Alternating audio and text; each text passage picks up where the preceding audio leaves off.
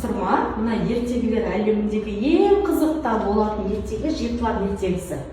Осы ертегіні сіз үйден Айлунаға оқып беріп, түсіндірсеңіз, ертеңгі күнгі балабақшаға келгенде Айлуна бізге, яғни балалардың барлығына түсінігін айтып берсе, иә? Жетілар ертегісі. Ертеде бір ешкі мен жетілар болыпты. Есікті ешкімге ашпаңдар деді. Менің даусым жіңішке, қасқырдың даусы жуан. Сосын былай деді. Менің аяғым ақ түсті, қасқырдың аяғы қара түсті. Сосын кетіп қалады.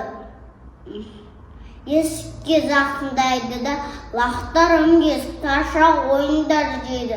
Сен біздің анамыз емессің деді.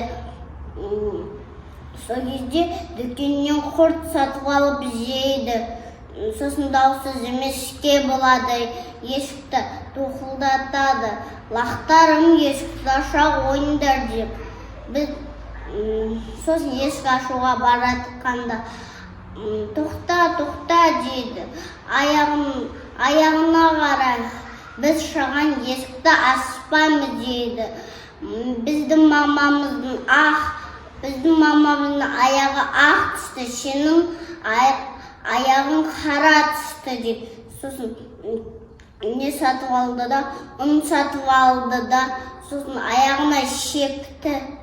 Сосын есікті тоқылдатты да, лақтарым есікті аса ойындар дейді. Сосын үлкен қасқырды көріп, бәрі тығылды.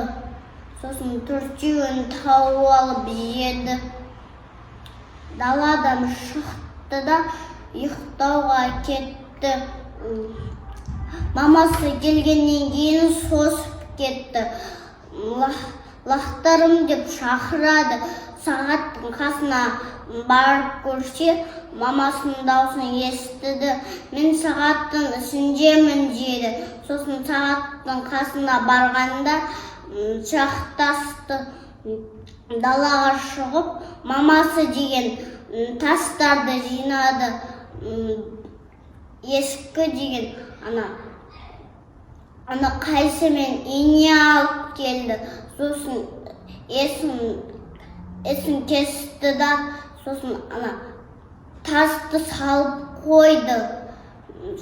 Инемен байлап қойды сосын суға баратқанда батып кетті.